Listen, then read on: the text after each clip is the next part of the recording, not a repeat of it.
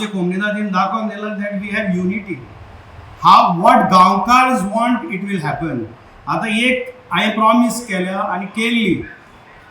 Whether I become president and I don't become president, whether they elect me or they don't elect me, one thing I will do, I will demolish all the illegal houses which are in Comunidade land. This is the promise to the Gaonkars I had given it. Today I am telling the media, whichever the house is standing, how much ever the old the house is, it will be demolished as per the law, as per the Supreme Court order. There are two places I will clarify: Sainagar, Ramtode.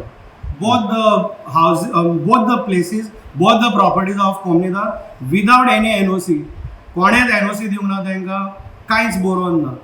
So I don't think so that will be standing. Total, how many houses are there? More or less 60. More or less 60. So all will be demolished? Yes. If I have demolished one, I have to demolish everybody.